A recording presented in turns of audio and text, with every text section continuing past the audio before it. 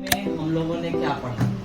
Chapter 3 में हम लोगों ने क्या पढ़ा कि इलेक्ट्रिसिटी जो होता है, विद्युत जो होता है, उसका चालन कौन कौन से परिपथ के द्वारा किया जाता है। यहाँ पे हम विद्युत के चालन के लिए कुछ परिपथ को लिए हैं, जैसे यह है कॉपर वायर, यह है एल्युमिनियम वायर, आयरन वायर और ग्रेफाइट, और एक है पेन का कैप ना।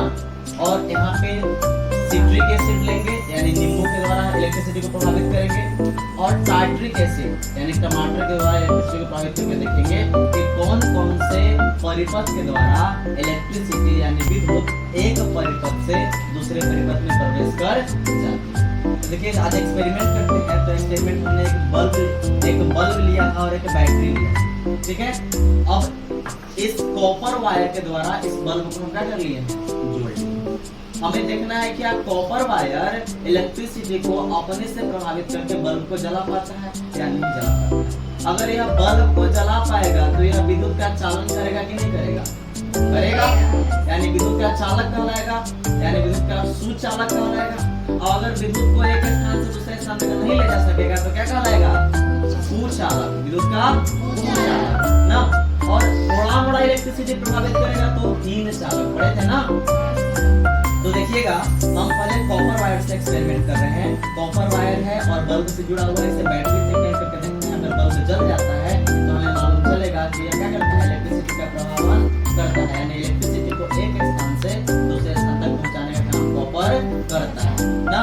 तो देखिएगा इसका ऐसा बल्ब जला, यानी बल्ब जला, इससे मालूम चलता है कि जो कॉपर होता है वो विद्युत का क्या होता है, सुचालक होता है। क्या होता है? सुचालक। अब हम क्या करेंगे, अब हम लोग एल्युमिनियम वायर से एक्सपेरिमेंट करके देखेंगे, ठीक है।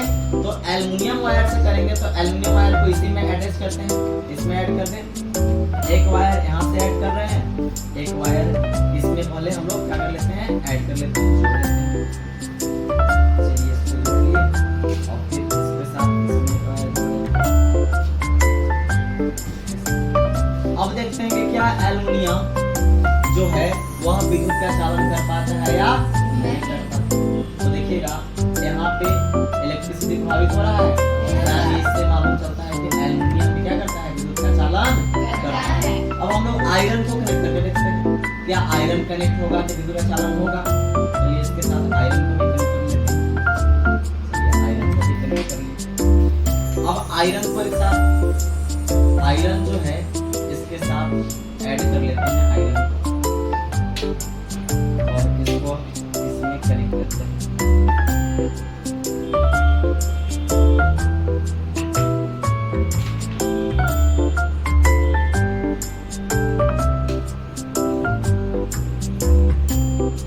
देखिएगा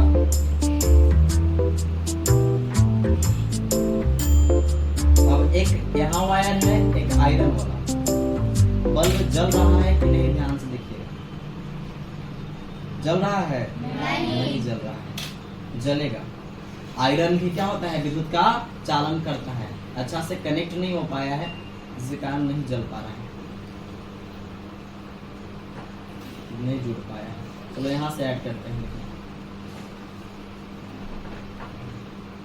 जल रहा है, यानी इससे मालूम चलता है कि आयरन भी क्या करता है, विद्युत का चालन करता है। लेकिन आयरन वाला कनेक्ट किए है ना, यानी आयरन विद्युत का क्या करता है, चालन करता है ना, ठीक है। अब हम लोगों ने पढ़ा था कि एक अधातु होता है जिसका नाम है ग्रेफाइट, जो पेंसिल के लीड में पाया जाता है। क्या ग्रेफाइट विद्युत का चालन करता है? इसके एक्सपेरिमेंट को हम लोगों ने देखना था हम लोगों को।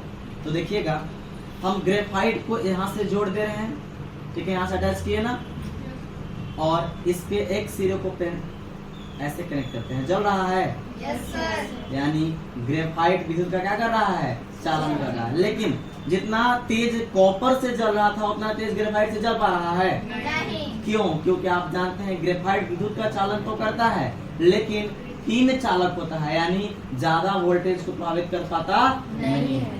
अब हमें देखना है कि नींबू का रस यानी सिट्रिक एसिड जो होता है वह विद्युत का चालन कर पाता है या नहीं कर पाता है। यानी नींबू के रस में देखिए दो तो हम लोग वायर कनेक्ट किए हैं। एक वायर ऐसा है जो ऐसे कनेक्ट कर दिए और एक वायर अलग से है इसको कनेक्ट कर दिए।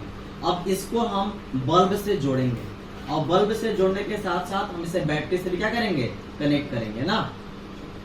तो एक काम करते हैं, एक वायर को हम बल्ब से जोड़ते हैं और नींबू के एक वायर को यहाँ से ऐड करते हैं ऐसे और इसमें कनेक्ट करके रखते हैं। बल्ब जलेगा कि नहीं जलेगा उससे मालूम चलेगा। देखिए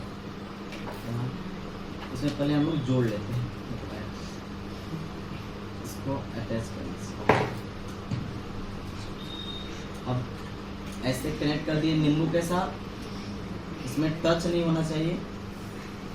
और एक वायर को हम यहाँ पे ऐड किए और एक वायर को यहाँ पे छुड़ाने का प्रयास कर रहे हैं। जल रहा है? Yes sir. जल रहा है? Yes sir. धीमा जल रहा है, यानी इससे मालूम चलता है कि नींबू का रस जो है वह विद्युत का चालन तो करता है लेकिन हीन चालक है, यानी पूर्ण रूप से इलेक्ट्रिसिटी को एक स्थान से दूसरे स्थान में प्रभावित कर पा रहा नहीं है, लेकिन इलेक्ट्रिसिटी को प्रभावित कर पाता है।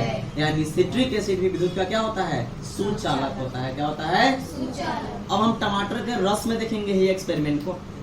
अब टमाटर में कौन सा एसिड पाया जाता है, टार्ट्रिक एसिड। कौन सा पाया जाता है?